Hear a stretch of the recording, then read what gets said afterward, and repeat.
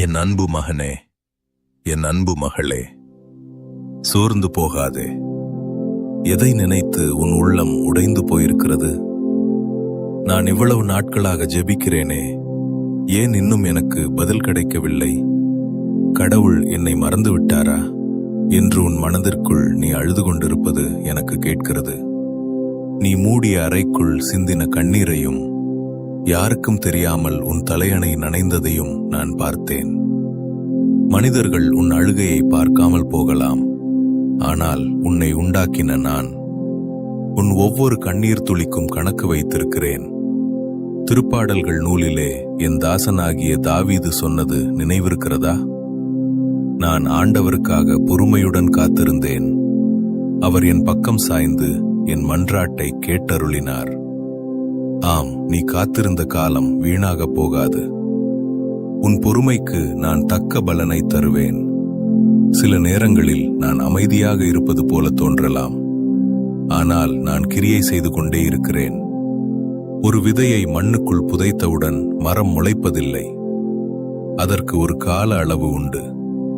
அதேபோல உன் ஜெபத்திற்கான பதிலை நான் ஆயத்தம் செய்து கொண்டிருக்கிறேன். குறித்த காலம் வரும்போது நான் அதை துரிதமாய் செய்வேன். இன்று உனக்கு ஒரு வார்த்தையை தருகிறேன். ஆபத்து நாளில் என்னை நோக்கி கூப்பிடு, நான் உன்னை விடுவிப்பேன், நீ என்னை மகிமைப்படுத்துவாய்.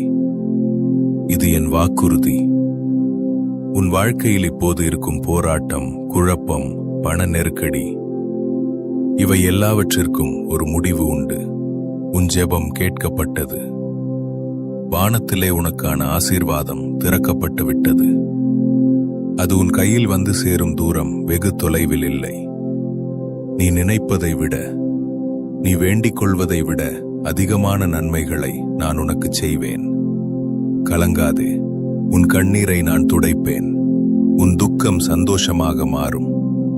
உன் குடும்பத்தில் சமாதானம் தங்கும்.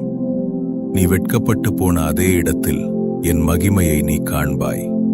என் பிள்ளையே, ஆண்டவரே, என் ஜெபத்தை கேட்டதற்காய் உமக்கு நன்றி என்று உன் விசுவாசத்தை அறிக்கையிடும் விதமாக ஒரு மனதோடு ஆமேன் என்று சொல்லு. நீ சொல்லும் அந்த ஆமேன் உன் ஆசீர்வாதத்திற்கான திறவுகோலாக இருக்கட்டும். சமாதானத்தோடு போ. நான் உன் கூடவே வருகிறேன்.